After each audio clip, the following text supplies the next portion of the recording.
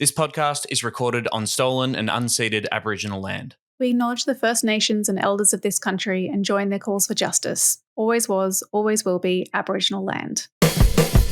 Hello? Who's there? Who is it? It's me, Virginia. Just a moment.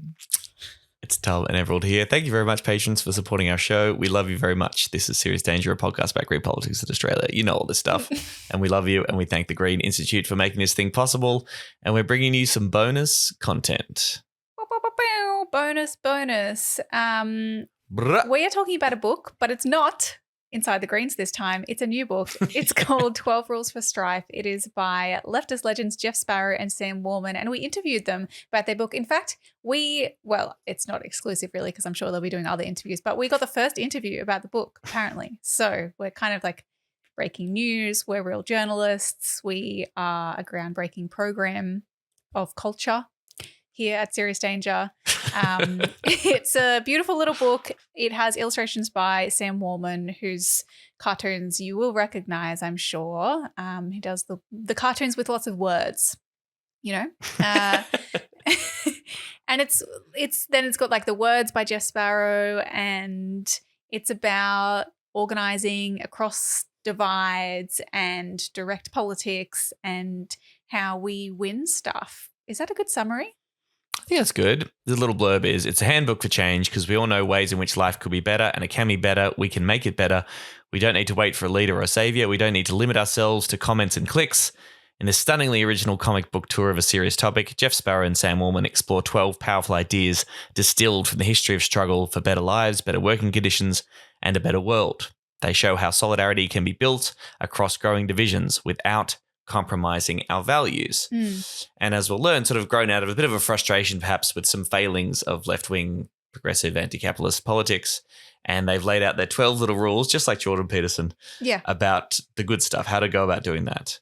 Rules like direct politics works, together we're strong, we change as we change the world, liberation can't be delegated, mistrust the state, don't compromise on oppression, practice persuasion, etc. But with the cool, funny and exciting cartoons that make you excited about being a leftist and doing good left-wing stuff. And it really is just a fun cartoon book, like just so many pictures and not that many words. So don't feel overwhelmed. It's really fun to read and look at. It won't take you 2 to 3 years like Inside the Greens to get through. But it is, it's really good stuff. And if you don't know, Jeff Sparrow's been around forever, a brilliant writer. He writes for The Guardian and lots of other places, but I just always learn something when I read Jeff Sparrow's stuff. He's a lovely dude as well. And yes, Sam Wallman, beloved cartoonist, the official Australian leftist cartoonist, I'd say. He really is. He's up there. Yeah. Well, John Kudelka's great, and First Dog of the Moon do cool progressive stuff. But if you want actual leftist class politics stuff, Sam Wallman's who you go to. So there's not much else to say, I reckon. It was just a great chat. Do the interview. Enjoy. Let's do it, baby. We've got the boys here. Let's talk about it. 12 Rules for Strife, a handbook for change. Yeah, thank you. Jeff Sparrow and Sam Wallman. Thanks for coming on the show. Lovely to see you, dudes. Thanks for having us. Maybe we should start. Why does this book exist? Why you guys have been around leftist politics for a very long time, both legends, both beloved, particularly in the Melbourne leftist scene. What brought you guys together, and why did you want to write this handbook for change? I mean, Sam and I have known each other for, quite some time now, and we've talked about stuff a lot before, but this is really the first time. Well, no, that's not true. Actually, you did the cover for my other book, didn't you? So I was going to say this is the first time we've worked together, but it's not the first time we've worked together. But I think we were both frustrated by some of the politics that we saw around us, and particular sort of styles of activism that we thought were sort of counterproductive, and we thought that it would be good to try and make an argument in a popular form about, the possibility of grassroots, bottom-up organising. And, I was just really chuffed at the prospect of being able to work with Sam, who's, I think, one of the most talented artists in the country. And also it just meant I had to write a few hundred words and I had to draw hundreds of pages of illustrations. So that was good too. Yes, it's quite an easy gig for you. Yeah. How about you, Sam? What attracted you to this project and working with Jeff? it's always good to piggyback on someone much smarter than you.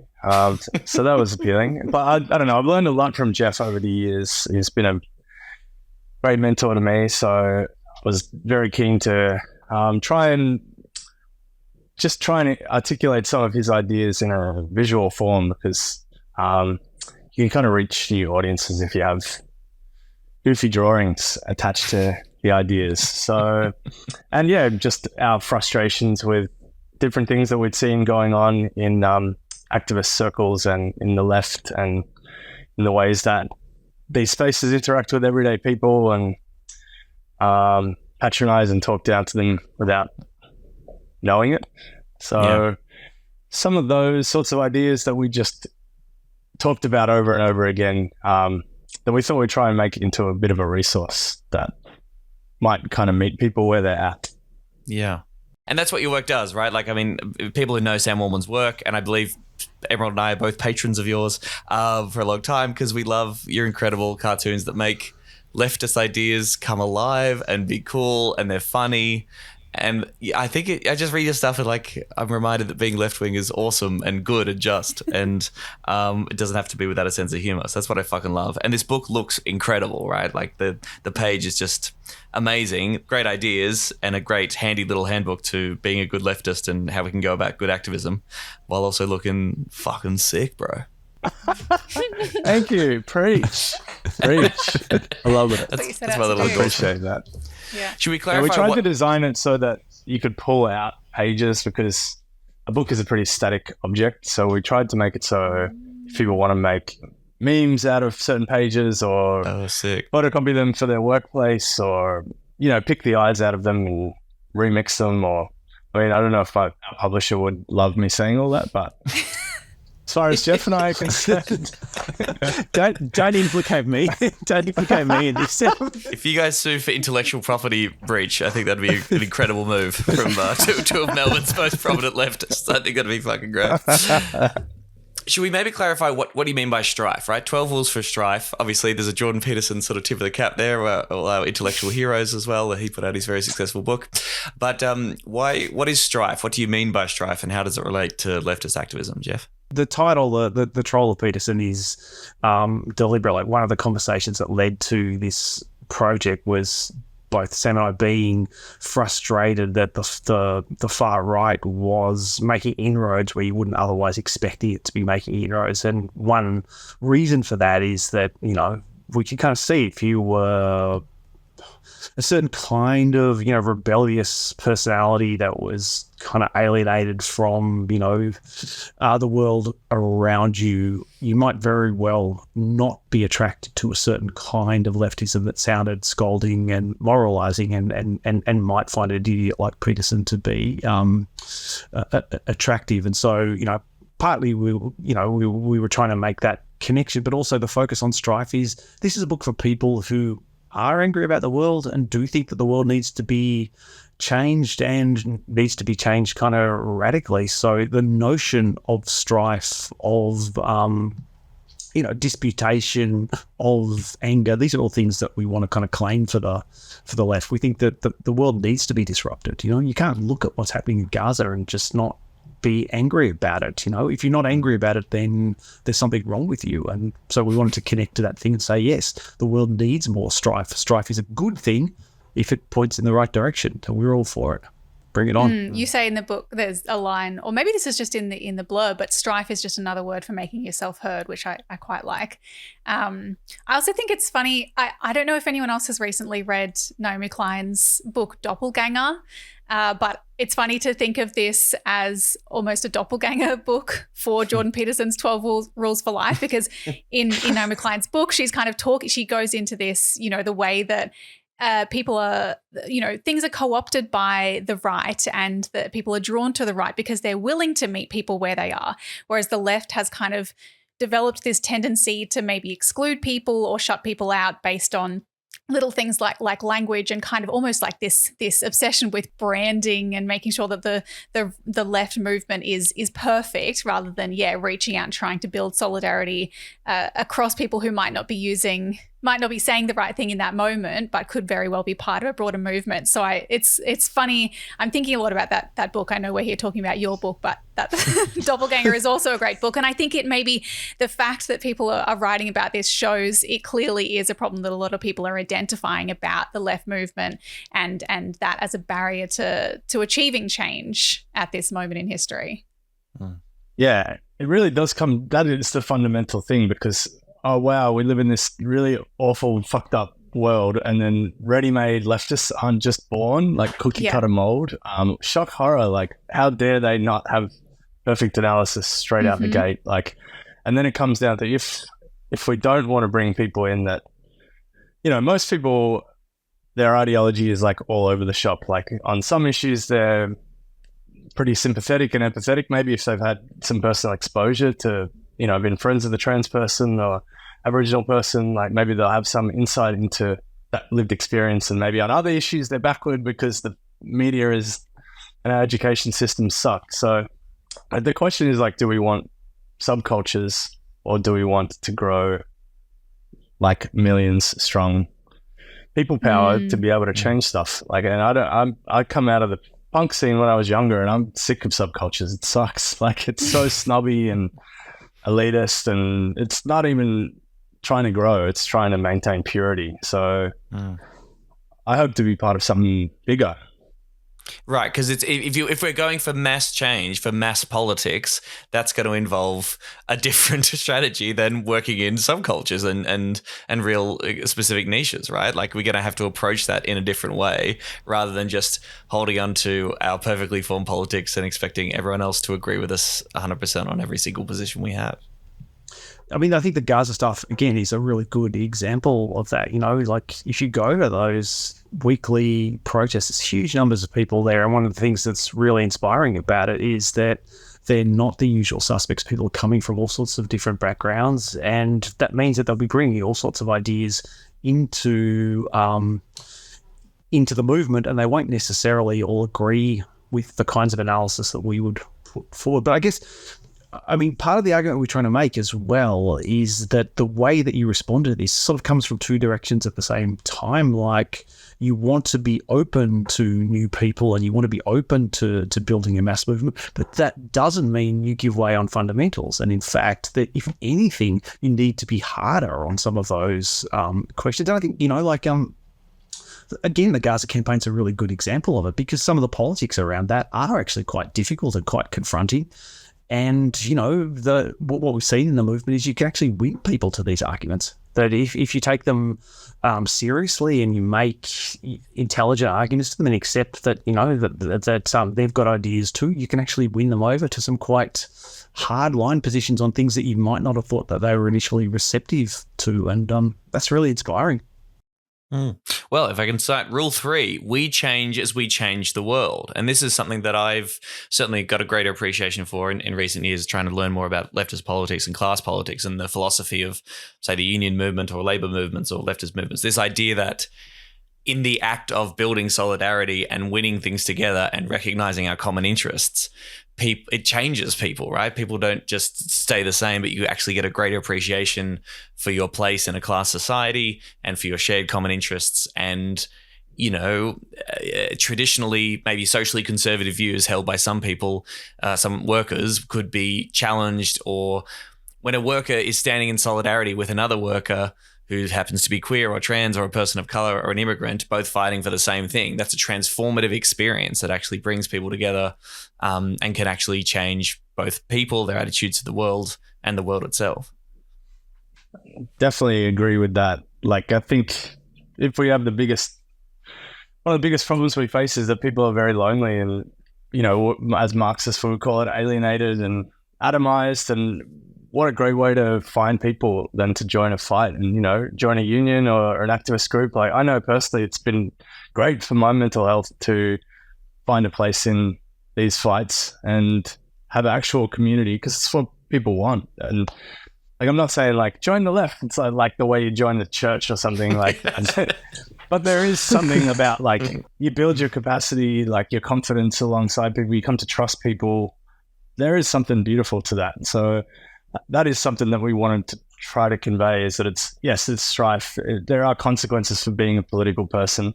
It does suck in a lot of ways. It can be a lot of tension and a lot of fighting and getting caught in the reeds on stuff. But it's also like a way to find your place and be part of something bigger, which I think everyone wants.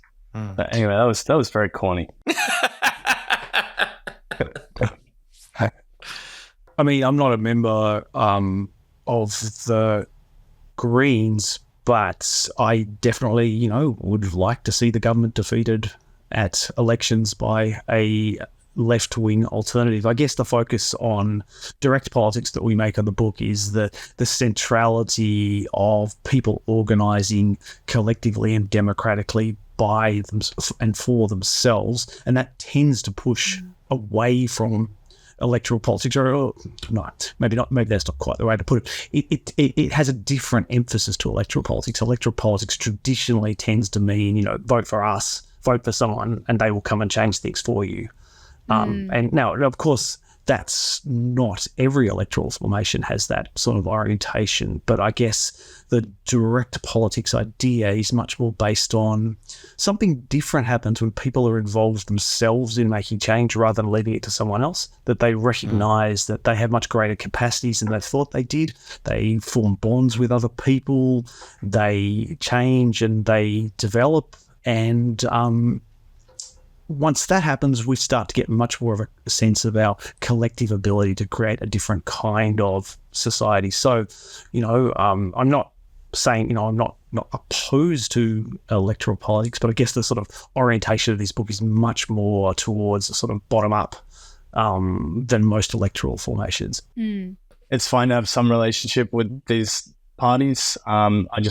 It's a question of emphasis and how many eggs we want to put in that basket, because you see it with the labour movement all the time. They're just like, the ALP will fix it. And it's like, if we have strong enough grassroots movements, it's almost like whoever's in power, we can force it. Like you do have reforms even passed by right-wing governments if there's enough of a groundswell. I'm not saying we should just say, ignore the state and it'll go away and just let right-wingers run the show, but yeah, the focus of this is just to try and hype that if we have strong enough networks on the ground, electoral politics can be a smaller part of our thinking, but I wouldn't suggest to do away with it. Yeah. Well, and I think the challenge for the Greens, to my mind, is to try to do direct politics more effective. Like, even if you are getting people elected, not valorizing them, not necessarily buying into the idea that that is the most important person and that the work that they do in the room with all the other elected people, in Parliament and in government even, that's the important realm of where change is made. It's more like, how are they using the resources that they have to enable and to empower direct organizing, and to I guess bring people on board with an emancipatory project. Yeah, look, and I think there's a difference too between a certain kind of electoral politics which emphasises the significance of Parliament and tells people that they should respect Parliament and expect Parliament is going to change things for them, and a different approach to electoral politics which is based on bringing Parliament to contempt. Getting elected to Parliament and explaining to people that this place is full of some of the worst people in all of the country, and people should not expect anything to come out of it. Yeah, the Greens sometimes, I think, particularly in the past, have bought a little bit too much into parliamentary process, and that's probably a critique we've made a few times on this podcast, that yes, they get into saying, this is where change happens, and it's all about just, we've got to move a motion and change the laws. And as you rightly point out, laws don't always work. Laws are designed by the state to enforce the interests of the state and the bosses. So yeah. Well, give me Adam Bad screens over Di Natale screens any day. All right. Yeah, we would on board with that. I think it's worth sketching out just that contrast a little bit more because we talk about direct politics in contrast to delegated politics, right? And that's rule number 5, liberation can't be delegated. And I thought this was great. Again, both awesome illustrations, but you're saying be wary of delegated politics. That is activism from the top down, where figureheads and facilitators claim to speak on our behalf. And then, covered in the page is lots of illustrations from companies, LGBTQI plus. People are always welcome. What we would generally describe as this kind of woke capital critique that we might hear, this idea that the business leaders and the forces of capital might say in the right language and have gay TMs and do the kind of symbolic gesture politics that suggests some kind of progressive situation, but is often used as a smokescreen to cover up and distract you from the fact that they're ripping us all fucking off and they're still bosses and part of the ruling class. But yeah, I guess could you guys talk a little bit more about that differentiation between delegated and direct politics and other things that might fit into each category? It's your baby, Jeff. Those are your terms. Yeah. So I think for a long time, for a certain type of left-wing activists, delegated politics was very much the sort of default position, which is this idea that politics was something that special people did. Politics was something that needed a set of professionally acquired skills, and that really what we needed to do is find some people who could act on behalf of everyone else. And then if you weren't one of those people, your job was simply sort of to cheer these people on who were going to do things for you. And you can see that model in all sorts of spheres. You can see it in the trade union movement. You can see it in activism. You can see it in the whole sort of model of parliamentary politics. And against that, we counterpose the idea of direct politics, which is this notion that actually ordinary people are themselves change makers. And by acting collectively and democratically, it's not just that it's not just that they get involved, but it leads to a fundamentally different way of doing politics. It leads to a sense by ordinary people that they have capacities that they didn't think that they previously did. It leads to the establishment of democratic modes of doing things because, it treats people's decision-making abilities seriously.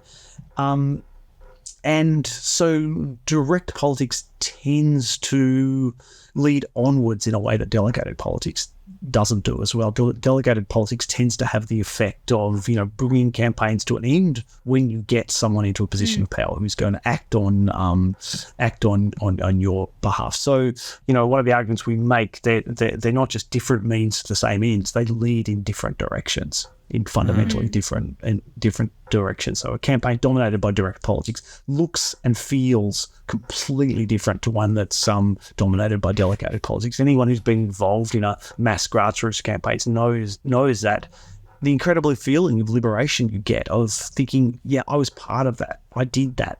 Being there made a difference. And that's what we're trying to get at.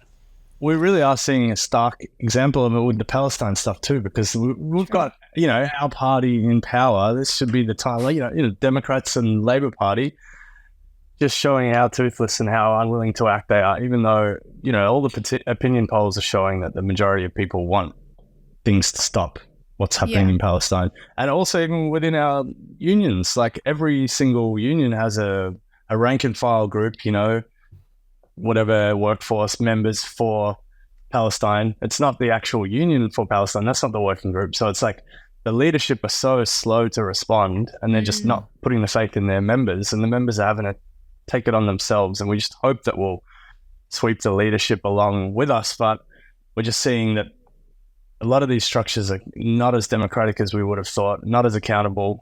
And we're also seeing the movements grow as a result of this. Like people are joining their unions because of the fight for Palestine. So the leadership aren't even recognizing that there's actually opportunity to grow the movement's strength through these sorts of fights.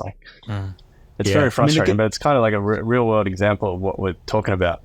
Yeah. I think the Gaza one, again, you keep coming back to this because it has been so inspiring. But if you're involved in a rank and file group for Gaza, it means that you're coming to things yourself, which means you have to start engaging with the difficult arguments.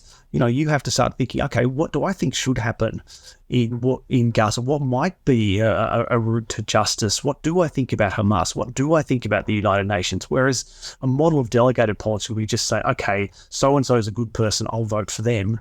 You don't have to engage with any of those things yourself. And so the effect of it is completely different. I think what we see now is a whole generation of people are just having their worldview transformed by not only seeing these horrific things happening in Gaza, but being directly involved in the struggles themselves. And, amidst all the horror, it's actually really inspiring. If I could just read a little bit from that book that sort of touches on this. Delegated and direct politics are not two means to the same end. They're two separate paths leading to different places. Politics centered on Oh, what? Jeff was just gesturing, saying that was set. That was not me. Oh, no? You wrote it. You're just... Hang on, is this because this is the first time you've heard your book quoted back to you? read Okay, in a beautiful mellifluous ballad special. Well, like, shit, it really exists now. It was a very private thing for a long Look, time, it's this fucking book. real. You did a great job. You've written heaps of these. Calm the fuck down. Delegated and direct politics are not two means to the same end. They're two separate paths leading to different places. Politics centered on donations or likes on the well-known or well-connected will not change enough. When we prioritize our support over our participation, we accept inequality and rely on the elite.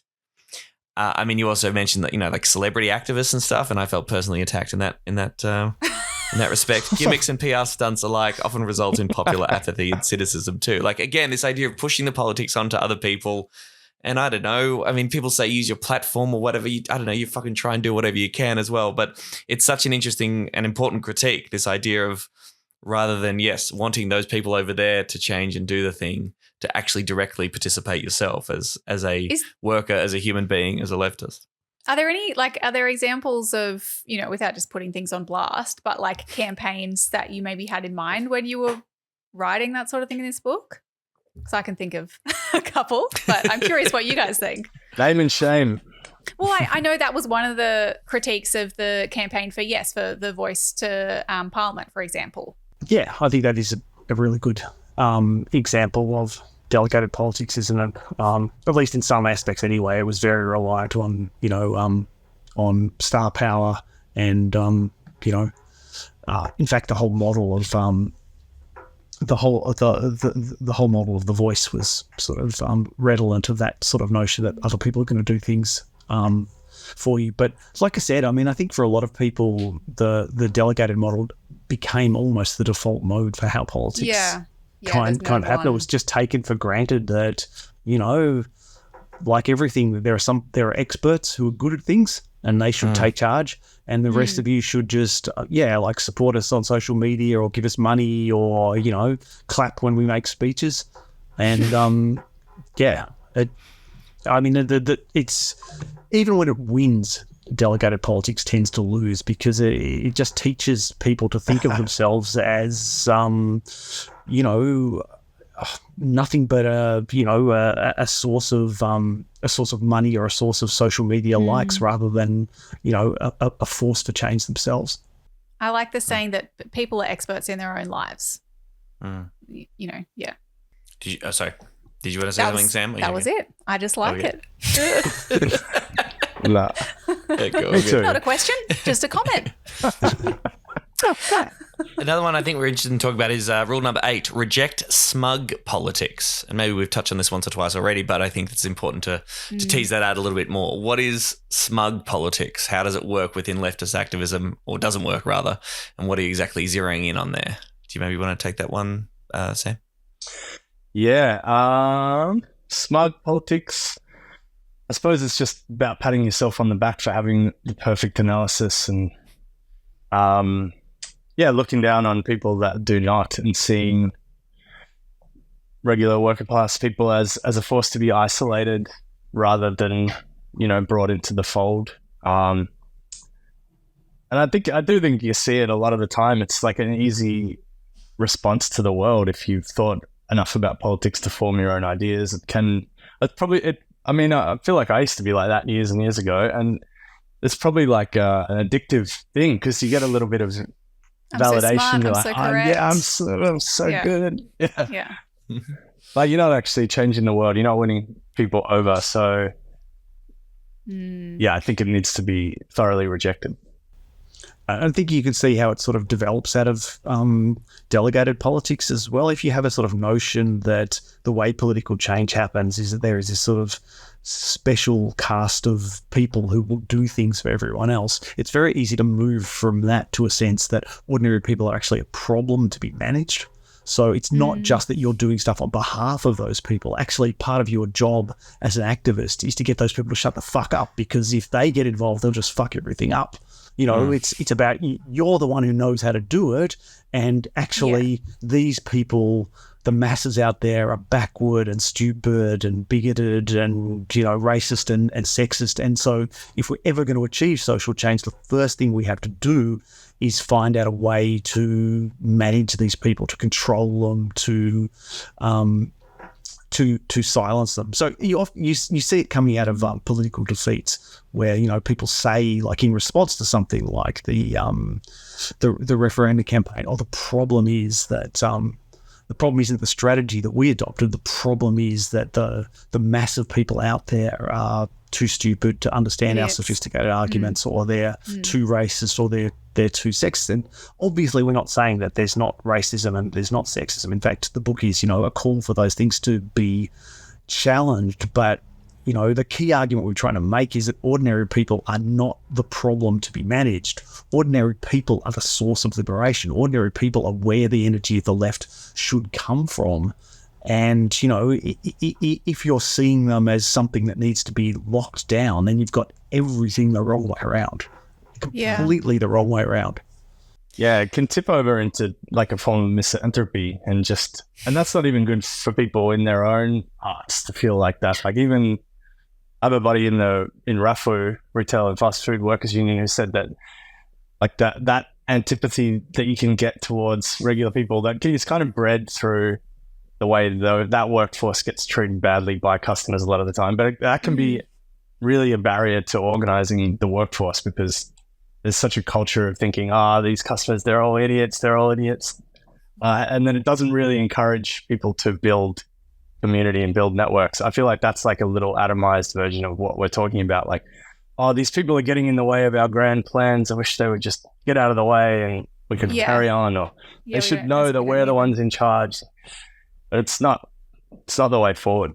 Yeah. Without wanting to be like a stuck record too, the Gaza stuff is just the quintessential illustration of it. You know, you tune into something like, you know, Insiders or Q&A or one of those terrible programs, and you hear all of these really well-paid, well-informed people saying the fucking stupidest things about Gaza.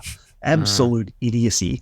And then, you know, like you see all of these young people coming out to these demonstrations, and, you know, the real energy to stop this genocide is coming from ordinary people. It's not coming from those who look down on ordinary people. It's coming from the streets up, not the other way around.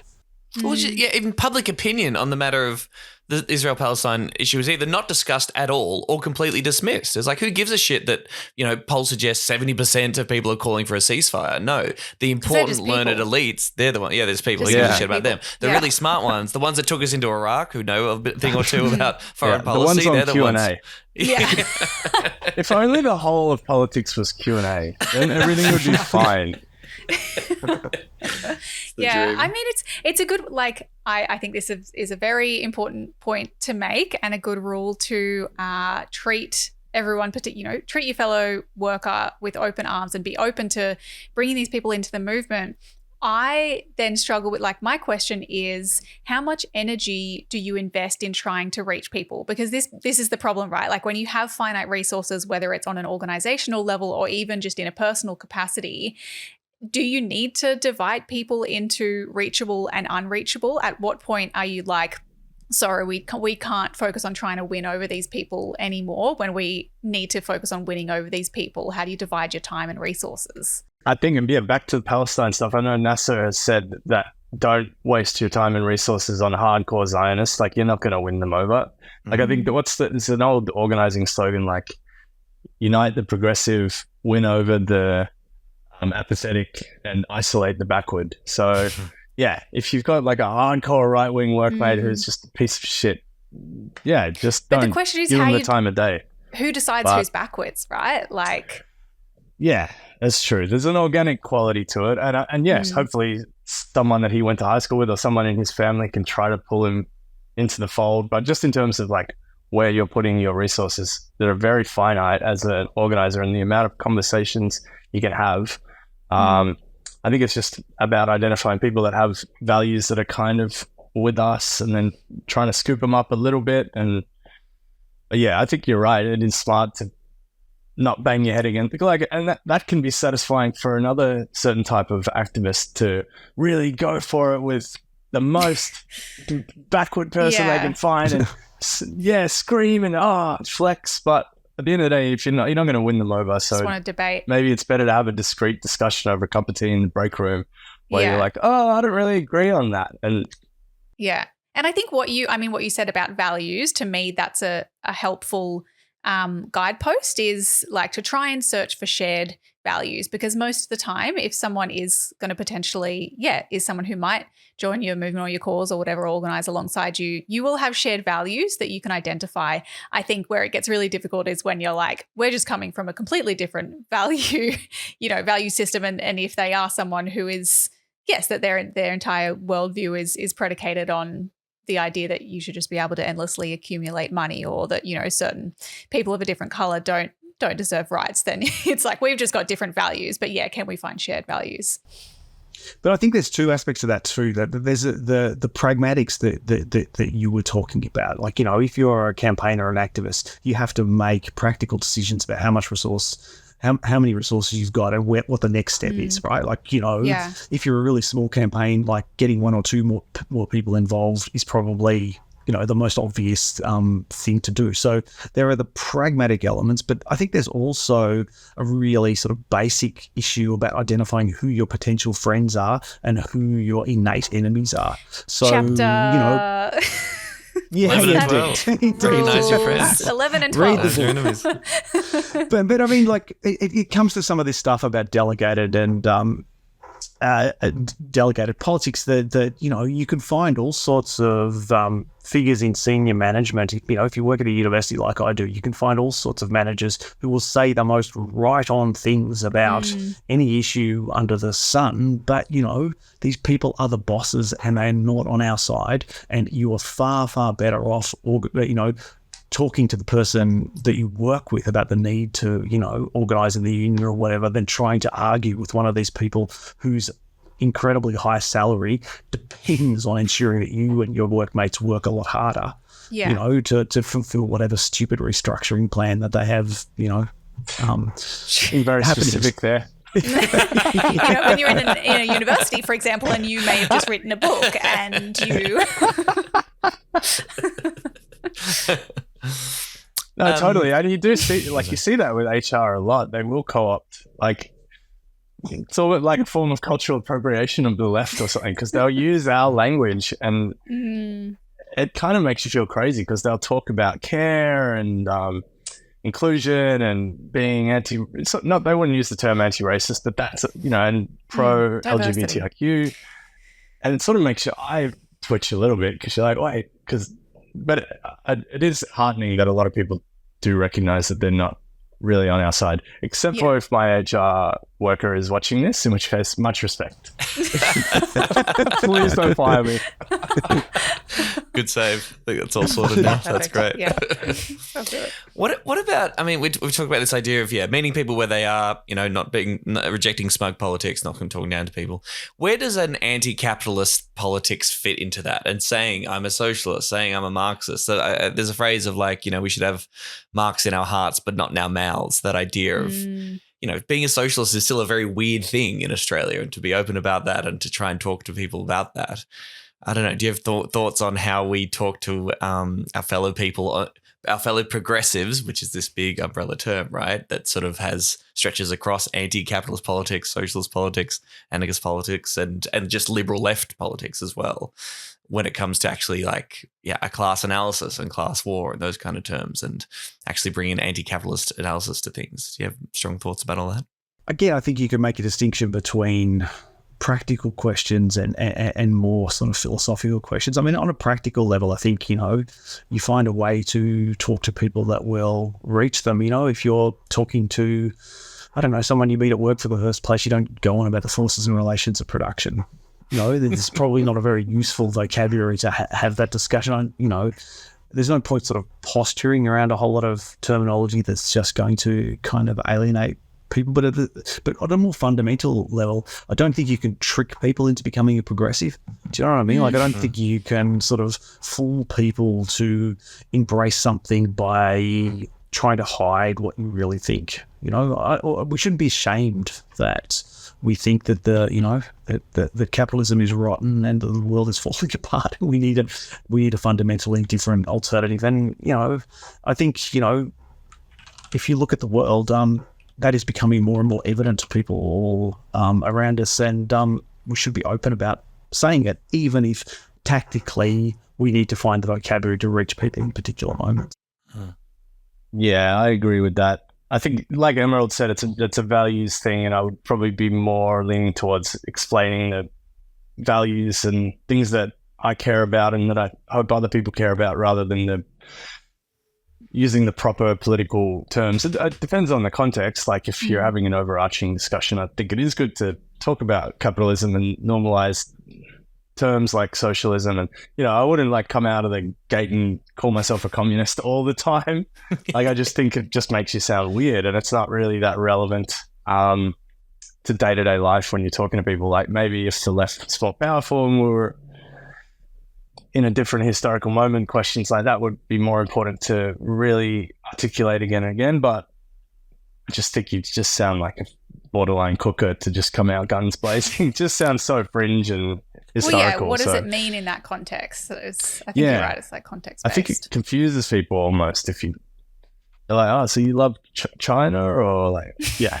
I do think we need to have a relationship with the word communism and try to wrestle with it. And it's not to be thrown by the wayside at all, but it's a big, messy thing.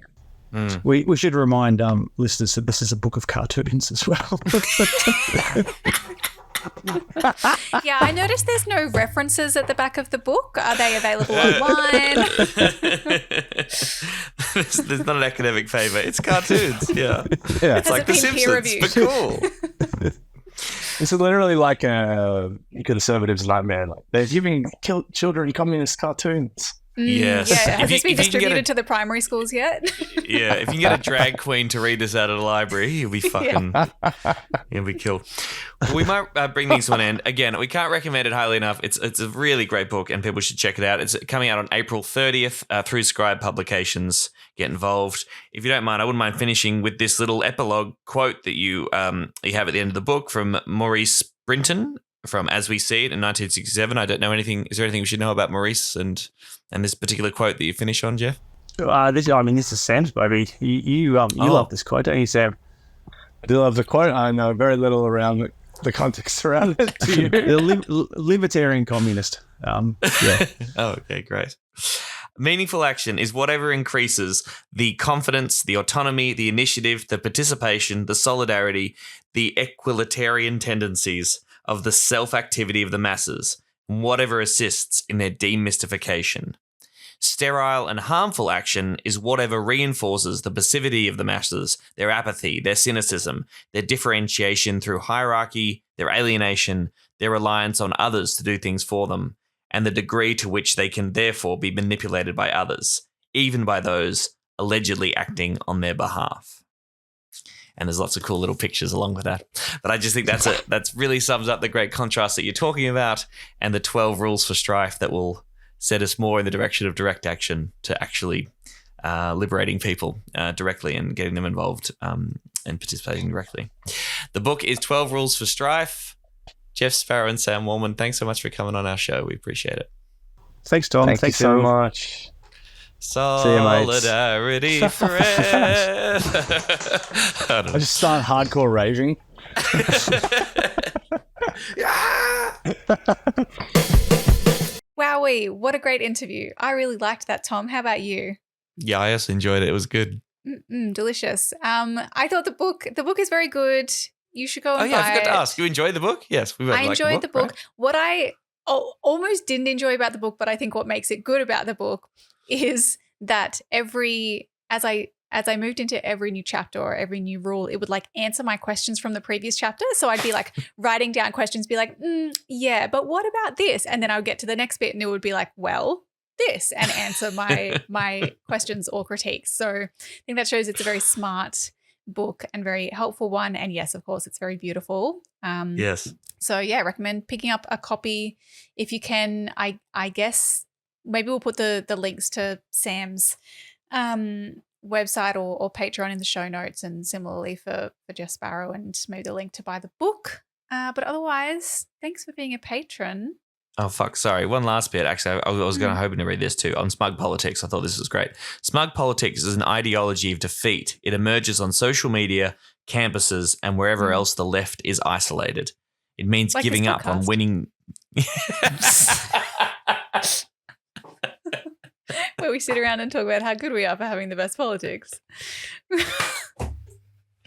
Yeah, they've bloody got us. They've got our number real good. It means giving up on an opportunity to grow our movements. Yeah, just good stuff, and just stuff that isn't easy. Like, you're not going to read this book and be like, yeah, I agree with everything here and everything's fine within the movement. It's like, oh yeah, no, this is actually really fucking great analysis. Anyway, It is a good reminder that, like, I mean, we do this podcast is just like us talking about how right we are. But I think that the purpose of the podcast, or how I approach it, is to give you the tools so that you feel you understand something enough to maybe then go and talk to someone else about it in your workplace or in your family or wherever, and meet them where they are and like relate it to people's real world experience. And that is how you actually make change. That's kind of the point that the book is trying to make. I think it's not, the podcast does not make the change. It gives you the tools to do so. and I think podcasting is the most direct of all politics myself. Sure. Sure. This is all you need to do, guys. We did it. You did it by being a patron, by giving us your money every month. We really appreciate it. What you have done is helped pay Mike's wages and keep the show going. So that actually does mean a lot to us. If you want to help us out even more and you haven't already reviewed the show and given it a nice big 5-star rating, you should do that on Apple Podcasts or wherever you're listening now. You should watch, like, and subscribe on YouTube, and you should follow us on social media at Serious Danger AU, Twitter, Instagram, TikTok, and YouTube. And then you can feel good about yourself, feel nice and smug. Yay! Bye. Bye. Serious Danger Australia.